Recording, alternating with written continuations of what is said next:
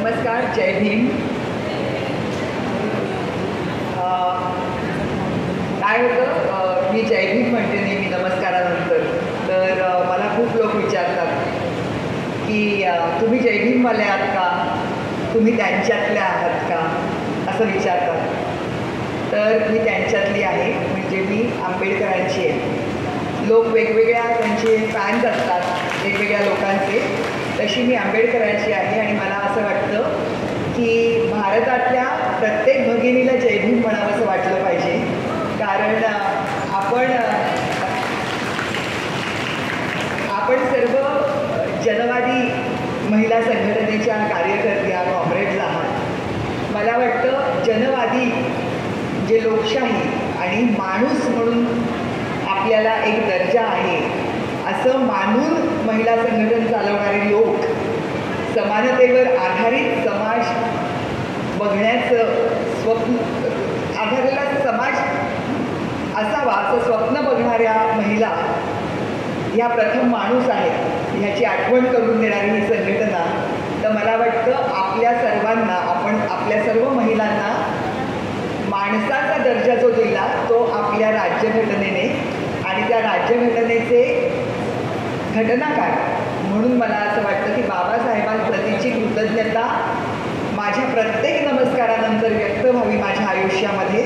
म्हणून मी नेहमी नमस्कारानंतर जय भीम म्हणते. तर इतक्या सुंदर देशामध्ये आपल्याला खरं तर जन्म मिळाला, आणि माझ्या पूर्वसुरी ज्या होत्या, माझ्या आधीची जी पिढी होती त्या पिढींनी लढून स्वातंत्र्य मिळवलं. आणि त्याच्यानंतर आमचं झालं काय, तर आम्ही ते स्वातंत्र्य गृहीत धरलं, आम्ही ती लोकशाही गृहीत धरली. आम्हाला असं वाटलं आता लढा संपला. पण काय असतं, जेव्हा संघर्ष संपतो तेव्हा आपल्याला रचनावादी काम करायला लागतं, आपल्याला रचना नीट करायला लागते. त्याच्याकडे माझ्या पिढीने फार दुर्लक्ष केलं. आम्हाला वाटलं आता आपल्याला हे वारशाने मिळालंय आणि आता हे असंच चालू राहणार आहे. पण असं न होता गेल्या 14 वर्षात आपल्याला जाणवायला लागलेलं आहे की आपली पिछेहाट चालली आहे. आपण परत ब्रिटिशांच्याच काळात पोचतोय की काय, अशा पद्धतीचं आज सर्व ठिकाणी वातावरण आहे. खरं तर मी जरा थोडासा विधिनिषेध तोडला आहे, म्हणजे तो मला जास्त नसतोच, पण मला असं वाटतं की मंचावरच्या सगळ्या लोकांचं आधी मी त्यांचा उल्लेख करायला पाहिजे होता. त्यांच्याबद्दल मी कृतज्ञता व्यक्त करते. तुमचे इतके स्मार्ट आमदार आहेत, त्यांना मी आत्ता आमच्या 14 ऑगस्टच्या कार्यक्रमात बघितलं होतं, तेव्हाच मला असं वाटलं होतं की हा माणूस किती डॅशिंग आहे. आणि मग मला असं होतं की काय करताय आता बघू. तर त्यांनी इथे तुमचं संमेलनासाठी ते स्वागताध्यक्षच आहे, त्याच्यामुळे वर्षभराच्या आत त्यांनी ते काय करतात ते करून दाखवत आहेत. म्हणून खूप त्यांच्याबद्दल आदर वाटतो. त्यांचं हे काम असंच चालू राहावं अशी मी अपेक्षा व्यक्त करते. अशी अपेक्षा व्यक्त करून ओझं टाकून द्यायचं एकदा, असं माझं ठरलेलं आहे. चांगले लोक दिसले की त्यांच्यावरती ओझं टाका. मी गेल्यानंतर तुम्ही त्यांना तसे पछाडा. मरियमताई आहेत, अशोकदादा आहेत, रणदिवे सर आहेत, धनगर सर आहेत. तुम्हा सर्वांप्रती मी कृतज्ञता व्यक्त करते. कारण खरं तर रूढ अर्थाने मी कॉम्रेड नव्हे, पण कम्युनिस्टांचा मोह नाही पडला अशी कुठलीच विचार करणारी व्यक्ती असू शकत नाही. रोमॅन्टिक व्यक्ती आणि विचार करणारी व्यक्ती आणि तिला कम्युनिझमचा मोह नाही असं होऊच शकत नाही. आणि मी दोन्ही असल्यामुळे मला तो प्रचंड आहे. त्याच्यामुळे मी तुमच्यातलीच एक आहे. कारण मगाशी त्या असं म्हणाल्या की आपण साथीदारांपैकी बघतो, पण मला वाटतं की हीच तुमची स्ट्रेंथ आहे, हाच तुमचा म्हणजे हीच तुमची क्षमता आहे की तुम्ही सगळ्यांच्या बरोबर काहीतरी करू इच्छिता. आणि म्हणून तुम्ही माझ्यासारख्या थोड्याशा परिघावरल्या व्यक्तीला पण तुमच्या परिवारात सामावून घेऊ शकता. आता मी जे काम करते ते मी मराठी शाळांसाठी काम करते. मराठी शाळांसाठी काम जेव्हा मी करायला लागले तेव्हा मी मराठी शाळेसाठी काम करते असं डोक्यामध्ये नव्हतं. आपण शाळेसाठी काम करतो. कारण काय झालं होतं, माझी मुलं जेव्हा मराठी शाळेत घालायची म्हटलं तेव्हा लोक मला सांगायला लागले की आता कोणीच तुझ्या पिढीतले लोक मराठी शाळेमध्ये मुलांना घालत नाही. मग एका माझ्या शेजारीने फार काळजीने मला विचारलं की तुम्हाला पैसे कमी मिळतात का, तू आणि सुमित काम करता, प्रसिद्धी मिळते, पण पैसे होते तुम्हाला कमी मिळत असावेत म्हणून तुम्हाला मुलांना मराठी शाळेत घालायचं आहे, तर मी तुम्हाला मदत करू शकते आर्थिकदृष्ट्या. तर म्हटलं अहो नाही, कुठल्याही एका विशिष्ट आशेने, अपेक्षेने, एका ध्येयाने आम्ही मुलांना मराठी शाळेत घालतो आहोत. आणि मग मुलं जेव्हा मराठी शाळेत जायला लागली तेव्हा मला असं सांगण्यात आलं, माझ्या या शब्दाबद्दल ऑब्जेक्शन घेऊ नका, हा शब्द रूढ आहे म्हणून मी त्याचा वापरते. माझ्या फोनमध्ये माझ्या सगळ्या घरी काम करणाऱ्या सर्व जणींची नावं ही ताई म्हणून आहेत आणि त्या माझ्या मदतनीस आहेत किंवा त्या माझ्या घर राखणाऱ्या आहेत, त्या माझ्यासाठी काम करणाऱ्या नाही आहेत. पण जसं हे सतत आपण असं की मोल देऊन काम होतं म्हणून मोलकरीण असं म्हणतात, तर मला सगळ्यांनी सांगितलं की मोलकरीणची मुलं तुझ्या मुलांबरोबर शिकतील आणि तुझी मुलं तशी शिव्यागाळी करायला लागतील. मी म्हटलं तुमची मुलं इंग्लिश शाळेमध्ये जातात आणि ते जे शब्द उच्चारतात ते तर त्यांच्या वयाला साजेसे पण नाही आणि त्यांना त्याचा अर्थही कळत नाही. माझी मुलं अशा शिव्या देतील की त्यांना त्याचा अर्थ माहिती असेल, तर राहू दे. आणि कुठेतरी असंही होईल की माझी मुलं जी भाषा वापरतात, जी पुस्तकं वाचतात, जी मज्जा करतात, ती कदाचित ती मुलं सुद्धा करायला लागतील त्यांच्याबरोबरीने. समाज काही असा एकांकी नसतो ना, दोन्हीकडून त्याचं दळणवळण असतं. त्याच्यामुळे होऊ देत, काय व्हायचं ते बघू आपण, असं म्हणून मुलं जायला लागली. आणि तेव्हा मला कळलं की ह्या काम करणाऱ्या बायका ज्या एका आदर्शवादाने मुलांना मराठी शाळेमध्ये घालतायत त्या किती जाणत्या आणि नेणत्या आहेत. कारण मुलांना कुठल्या माध्यमाच्या शाळेत घालायचं हा बाबांचा निर्णय नसतोच कधी. तर तो आया घेतात, म्हणजे खूप आया असं म्हणतात की नाही आपल्या मुलाला इंग्लिश मिडियममध्येच घालायचं तरच तो स्मार्ट होईल. पण जे आया म्हणतात की नाही, माझ्या मुलाच्या व्यक्तिमत्वाचा विकास व्हायला पाहिजे, तो काय शिकतो ते त्याला कळलं पाहिजे, अशा ज्या शहाण्या आया असतात त्या आपल्या लेकरांना मराठी शाळेमध्ये घालतात. आणि मग त्यांच्याबरोबर काम करताना मला इतक्या गोष्टी कळायला लागल्या की आमच्या भागामध्ये पार्ल्यासारख्या ठिकाणी काम करणाऱ्या ज्या बायका आहेत त्या त्यांच्या मुलींनी शिकावं याच्यासाठी फार आग्रही आहेत. मुलगे शिकतातच आणि त्यांच्याबद्दलच्या सगळ्या घरांना खूप, अख्ख्या घराला, अख्ख्या फॅमिलीला फार त्याच्याबद्दल आस्था असते की मूल कसं शिकतंय, लेकरू शिकतंय ना, शाळेत जातंय ना, बाई त्याचे गाबड्याचे कपडे कसे आहेत माझ्या, हे सगळं बघतात. पण मुलींकडे थोडंसं दुर्लक्ष होतं कारण त्या दोन हात असतात ना ते कामासाठीचे घरामध्ये मदतीला लागणारे, त्याच्यामुळे त्यांच्याकडे जरा दुर्लक्ष होतं. पण पार्ल्यातलं वातावरण वेगळं होतं.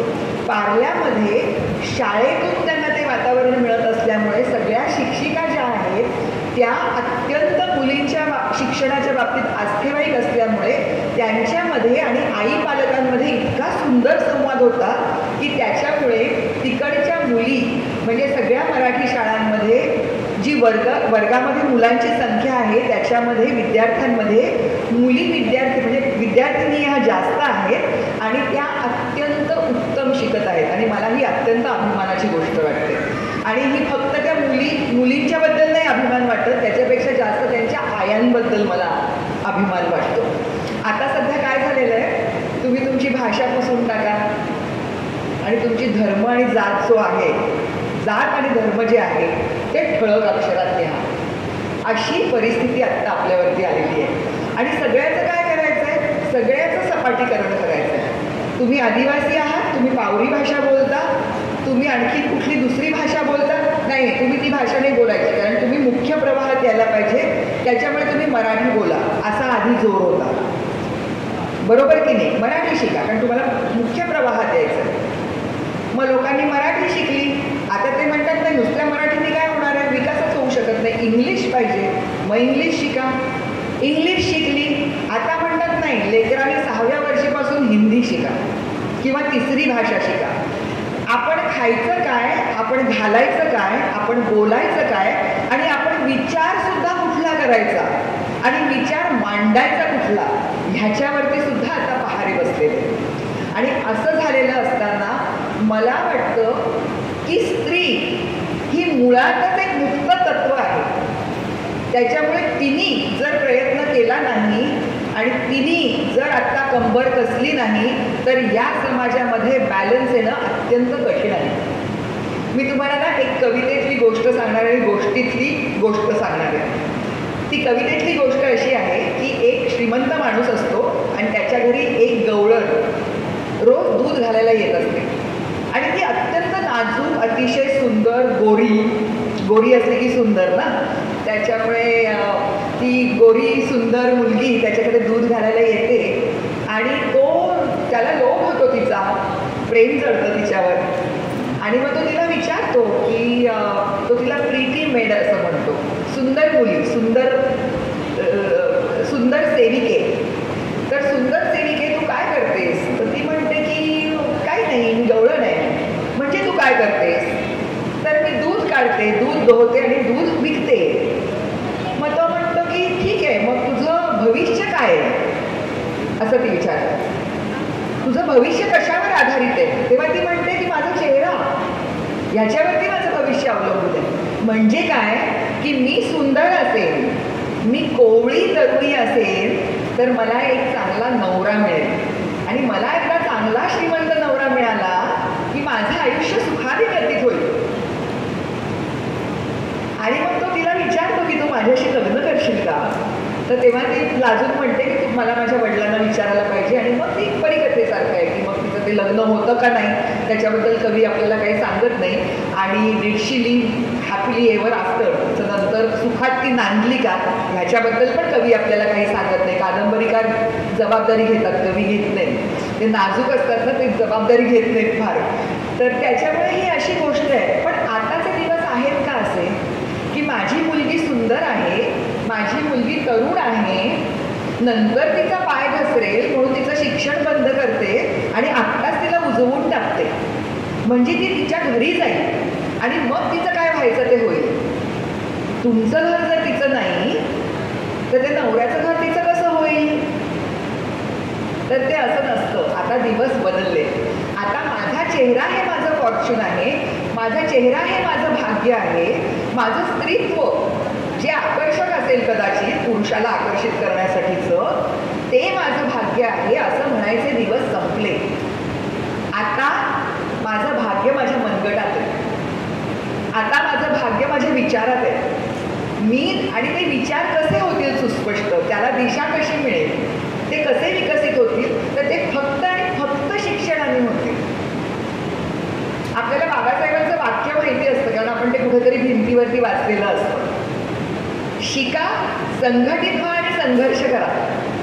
त्यांनी उलट नाही केली ती उतरंड. ते असं नाही म्हणाले की संघर्ष करा, संघटित व्हा आणि शिका, असं नाही म्हणाले. पहिली पायरी ही नेहमी शिक्षण हीच आहे. ज्योतिबा फुले पण म्हणाले तृतीय रत्न असं म्हटलेलं आहे त्यांनी शिक्षणाला. ह्या जर हिरा तुमच्या हातात असेल तर त्याच्या इतकी मोठी संपत्तीच तुमच्याकडे नाही. त्या संपत्तीच्या जोरावर तुम्ही फक्त तुमचं नशीब नाही तर तुम्ही राहत असलेल्या जागेचं, तुमच्या समाजाचं, तुमच्या देशाचं भविष्य बदलू शकण्याची ताकद त्या शिक्षणामध्ये आहे. त्याच्यामुळे ते शिक्षण जर तुम्हाला घेता आलं नसेल परिस्थितीमुळे, तर माझ्या वाटेला जे आलं तेच माझ्या मुलाच्या वाटेला यावं असं नाही ना. जे मला मिळालं नाही आणि जे मला करायची इच्छा होती ते वातावरण मी माझ्या मुलीला देईन, माझ्या लेकराला देईन. मी त्यांना ह्या जगाचे जास्त चांगले नागरिक बनवेन. हा एक ठाम निर्णय मला असं वाटतं की हे जे तुमचं गेट टुगेदर आहे, हे जे तुमचं स्नेहसंमेलन आहे, ह्या निमित्ताने तुम्ही नक्की ह्याबद्दल विचार करा की मी माझ्या घरातली मुलगी आणि माझ्या शेजारची सुद्धा मुलगी कशी नीट शिकेल आणि त्याच्यामध्ये कसा अडथळा येणार नाही, ह्याच्यासाठी मला वाटतं आपण सगळ्यांनी जास्त जबाबदारीने वागायला पाहिजे. दुसरी गोष्ट म्हणजे मी एक नाटक केलं होतं. मी नटी आहे त्याच्यामुळे खूप लोकांची अशी अपेक्षा असते की तुम्ही एखादा डायलॉग म्हणून दाखवा किंवा तुम्ही तुमच्या जीवनातले काहीतरी किस्से सांगा असं लोक नेहमी म्हणतात. तर त्याच्यातला एक किस्सा असा आहे की तुमच्यापैकी बऱ्याच जणांना माहिती असेल, अरुणा शानबाग नावाची एक नर्स होती आणि अरुणा शानबाग हिच्यावरती बलात्काराचा प्रयत्न झाला आणि तो बलात्कार होऊ शकला नाही कारण त्या झटापटीमध्ये तिची मान एका स्ट्रेचरवरती आपटली आणि ती कोमात गेली. ती कोमात गेल्यानंतर त्याला असं वाटलं की जे शरीर निष्क्रिय आहे त्याचं काय करायचं, तरी त्यांनी बलात्काराचा प्रयत्न केला पण तो झाला नाही यशस्वी. आणि त्यानंतर मग त्याच्यावरती ती हाफ मर्डरची केस लागली कारण तिचा मृत्यू झाला नाही, ती कोमात होती. आणि बलात्कार घडला नाही. त्याच्यामुळे तो पूर्णतः न कायदा पण कसा असतो बघा, पळवाटा कशा असतात, त्याच्यामुळे न त्याला पूर्ण बलात्काराची शिक्षा झाली ना त्याला खुनाची शिक्षा झाली. त्याला काही वर्षांची सक्तमजुरीची शिक्षा झाली फक्त. पण ही बाई जवळजवळ 32 वर्ष, 32 नाही जास्तच वर्ष मला वाटतं, किती 40 वर्ष ती त्या KEM मध्ये होती. आणि KEM मध्ये ती असताना ती कोमात होती. तिच्या घरातली परिस्थिती काही एवढी बरी नव्हती. तिचं एका डॉक्टरशी लग्न होणार होतं आणि घरच्यांना कठीण होतं तिची जबाबदारी घेणं. ते पण का कठीण होतं? कारण ती सुस्वरूप तरुण मुलगी होती. तिला घरात विकलांग अवस्थेत ठेवणं, जेव्हा आपण आपल्या पोटापाण्यासाठी उद्योग करायला जातोय तेव्हा त्याची सुरक्षितता काय, तिच्या सुरक्षिततेची गॅरंटी काय, ह्याच्यामुळे तिचे लोक थोडेसे घाबरले, विचकले की तिची काळजी कशी घ्यायची. आणि त्यावेळेला हॉस्पिटलच्या व्यवस्थापनाने असं म्हटलं की तिची ड्युटी संपवून ती घरी चाललेली होती. त्याच्यावर ती ड्युटी आवर्समध्ये नव्हती.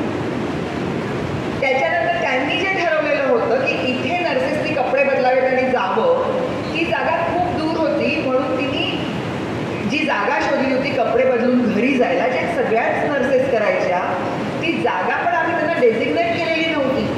त्याच्यामुळे हॉस्पिटल प्रशासनाची काहीच जबाबदारी नाही हे जे घडलंय त्याच्यामध्ये. आणि आम्ही तिला अशी बेड एक देणार नाही, अशी आम्ही बेड अडवून ठेवू शकत नाही. त्याच्यामुळे तिला आता इथून हलवा, तिचं काहीही करा, पण ती हॉस्पिटलमध्ये राहणार नाही.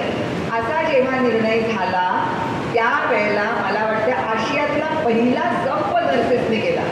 आणि त्या सगळ्या नर्सेस एकत्र आल्या. आपल्या भारतीय संस्कृतीमध्ये बंधुभाव हा शब्द सतत वापरला जातो, बंधुभाव. पण मला वाटतं त्यावेळेला भगिनी भाव दाखवला सगळ्यांना. त्या सगळ्या नर्सेस तिच्यासाठी एकत्र आल्या आणि त्यांनी सांगितलं आम्ही तिची काय सेवा करायची ती करू. आम्ही आमचे जे आवर्स आहेत ड्युटीचे, आमचे जे सेवेचे तास तुम्ही निश्चित केलेले आहेत, सुनिश्चित केलेले आहेत, ते तास संपल्यानंतर आमच्यापैकीची प्रत्येकजण एक तास एक्स्ट्रा ड्युटी करेल आणि तिची काळजी घेईल. पण तिला हॉस्पिटलमधून जर तुम्ही हलवलं तर आम्ही काम करणार नाही. आणि त्याच्यानंतर 40 वर्ष या KEM हॉस्पिटलने तिची काळजी घेतली.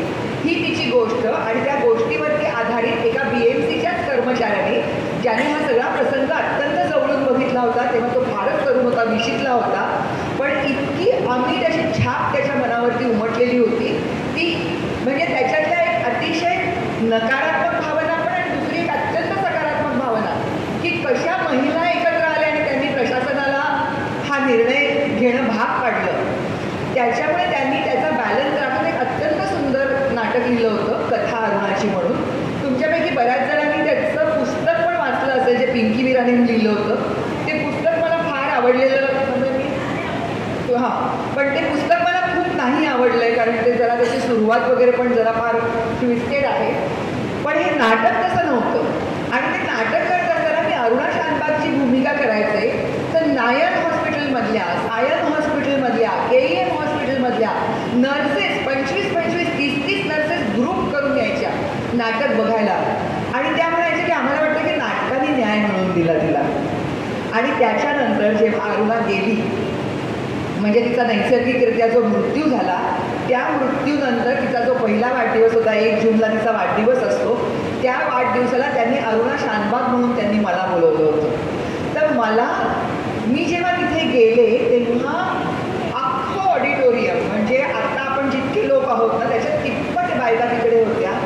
ज्या रिटायर झालेल्या नर्सेस आहेत त्यांच्यापासून ते ज्या इंटर्न्स आहेत, ज्या आत्ता नर्सेस होऊ घातलेल्या आहेत, त्या प्रत्येकीच्या डोळ्यामध्ये पाणी होतं. आणि इतका मोठा जथा तिकडे आला होता. आणि त्यावेळेला मला वाटलं की ही जी संवेदनशीलता आहे, हा जो भावनेचा ओलावा आहे आणि त्याच्यातून कर्तव्याची जाणीव अधिक तीव्र होते, हे बायकांच्या बाबतीत जास्त शक्य आहे. त्याच्यामुळे मला असं वाटतं की we will always be the better half. आणि अशी एक जपानी म्हण आहे की बाई आणि पुरुष या दोघांनी मिळून आभाळ कोरलेलं आहे.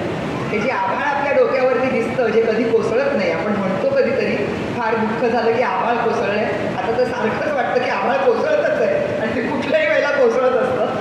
पण तरीसुद्धा आपल्या डोक्यावरती आभाळ हे असं आहे कारण एकीकडून बाईने आणि एकीकडून पुरुषांनी दोघांनी मिळून ते कोलून धरलेलं आहे. त्याच्यामधल्या एकाची जरी ताकद कमी पडली तर हे आकाश कोसळेल. त्याच्यामुळे अर्धा भार हा आपण तोललेला आहे, म्हणून हा समाज नीट चाललेला आहे, हे आपण नीटच लक्षात ठेवलं पाहिजे.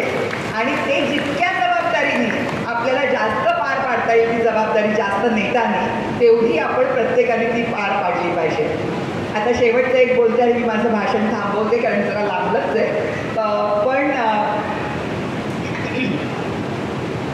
माझं असं व्रत आहे की जिथे कुठे मला मंच मिळतो आणि जिथे कुठे मला माईक मिळतो तिकडे मला मराठी शाळांचा जागर केल्याशिवाय मी खाली बसायचं नाही, असं मी माझ्यापुरतं ठरवलं आहे. छोटे छोटे गोल्स आपण आपल्यासाठी जर ठरवले आणि ध्येय ठरवली तर ती गाठणं जरा जास्त सोपं जातं असं वाटतं. आज गोदूताई परुळेकरांची आठवण करते मी अत्यंत विनम्रपणे आणि आदरांजली व्यक्त करते त्यांना. गोदूताईंनी इकडे शिक्षणाचं पण खूप काम केलं. अनुताई वाघ, गोदूताई परुळेकर ह्या लोकांनी लोकांना शिक्षित करणं, त्यांच्यामध्ये गोष्टींच्या बद्दलची संवेदनशीलता जागवणं हे काम इतक्या मोठ्या प्रमाणावर ते या भागामध्ये केलेलं आहे. आज मला खूप आनंद होतो की आज सकाळी तुमच्या ह्या कार्यक्रमाला आले आणि इथून मी पालघरला जाते, तिथे मराठी परिषद आहे, मराठी भाषेची परिषद आहे. कारण आता आपल्याला कंबर बसून आपल्या सगळ्या गोष्टी आपल्याला जपाव्या लागणार आहेत. तुम्ही जी भाषा जपता ती भाषा तुमच्या लेकरांशी बोला, कारण तुम्ही तुमच्या लेकरांना देणारी ती सगळ्यात मोठी संपत्ती असणार आहे. त्याच्यामुळे घरामध्ये उगीचंच कारण नसताना खूप अतिशुद्ध मराठी आणि अतिशुद्ध इंग्लिश बोलायचा प्रयत्न करू नका. आपली जी भाषा आहे, जी गोड भाषा आहे, ती गोड भाषा प्लीज आपल्या लेकरांशी बोला. आणि कसं असतं, पूर्ण जगातल्या लोकांनी सांगितलं असं म्हटलं की आपल्याला पडतं. आपल्याकडे फार त्याचं परदेशात इम्पॉर्टंट गोष्टींचं आपल्याला फार कौतुक आहे. तर त्याच्याबद्दल मी तुम्हाला सांगते की जगभरातल्या शिक्षण तज्ज्ञांनी, जगभरातल्या मानसशास्त्रज्ञांनी, जगभरातल्या शास्त्रज्ञांनी हे त्यांच्या प्रयोगाच्या अंती हे निरीक्षण नोंदवलेलं आहे की मुलाची जी सर्वांगीण वाढ असते ती 8 वर्षापर्यंत होत असते. 8 वर्षापर्यंत मूल जे ग्रास करतं, जे ग्रहण करतं, ते त्याच्या वाढीसाठी, व्यक्तिमत्वाची जडणघडण होण्यासाठी फार आवश्यक असतं. आणि अशा वेळेला तुम्ही त्यांना खूप भाषांमध्ये जर गुंतवून ठेवलं, त्याची गडबड गोंधळ करून दिला, तर ते कधीच सरळ विचार करू शकत नाही. आपल्याला दुर्दैवाने ही मधली पिढी सगळी अशी मिळाली आहे की त्यांच्या विचारांचा जो गोंधळ आहे आणि त्याच्यामुळे जे आपल्याला भोगायला लागतंय ते त्या भाषेत शिकले नाही आहेत म्हणून झालं. त्यांचं स्वतःच्या भाषेवर, संस्कृतीवर प्रेम नाही. संस्कृती म्हणजे अशाच मुंडावळ्या बांधायच्या आणि हे 5 परतावणं असंच करायचं आणि मुंजच करायची आणि यज्ञच करायचा म्हणजे संस्कृती नव्हे. तर संस्कृती म्हणजे आदरातिथ्य करायचं, दुसऱ्याला मान द्यायचा, प्रत्येक माणसाचं वेगळेपण बघून त्याच्याबद्दल आदर राखायचा आणि स्वतःचं वेगळेपण जपायचं. ही संस्कृती असते, ही भारतीय संस्कृती आहे. ह्याचा सगळ्यांना विसर पडला आहे. पुन्हा एकदा लोकांना संविधान शिकवायची गरज आता आपल्याला पडलेली आहे. पण ते संविधानसुद्धा जर आपल्याला समजावून घ्यायचं असेल तर ते इंग्लिशमधलं आपल्याला समजेल का? ती भाषा पटकन जर वाचली तर, ती मराठीत सांगितली तर ती आईच्या भाषेत सांगितलेल्या गोष्टी आपल्याला नीट कळतात. खूपदा बाबांनी ओरडाआरडा करून सांगितलेल्या गोष्टी कळत नाहीत, आईच्या मवाळ स्वरातच कळतात, कारण तो मातृभाषेचा स्वर असतो. त्याच्यामुळे आपल्या मुलांना कृपा करून आपल्या भाषेपासून तोडू नका. आवर्जून आपली भाषा आपल्या घरामध्ये बोला, तिच्याबद्दलचा अभिमान बाळगा, तिच्यातल्या सुंदर सुंदर गोष्टी आपल्या मुलांना सांगा. लिहून ठेवा हवं तर, त्यांच्या लक्षात राहणार नसतील तर. मुलांना तुमच्या भाषेच्या जवळची जी भाषा आहे, जी परिसराची भाषा आहे, महाराष्ट्रातली भाषा आहे, ती मराठी आहे. त्याच्यामुळे मातृभाषा आणि परिसर भाषा ह्यांच्यामधली एक भाषाच त्यांच्या शिक्षणासाठी निवडा. इंग्लिश ते नक्की शिकतील, कारण ती फक्त एक भाषा आहे. एकदा त्यांना सुंदर विचार करता यायला लागला की ते कुठल्याही भाषेमध्ये ते विचार भाषांतरित करू शकतील, याच्याबद्दल विश्वास बाळगा. मराठी शाळांसाठी, मराठी भाषेसाठी, मराठी संस्कृतीसाठी, स्वतःच्या संस्कृतीसाठी, स्वतःच्या कल्याणासाठी सदैव कटिबद्ध राहा. ह्याच मी तुम्हाला सदिच्छा देते आणि माझं भाषण संपवते.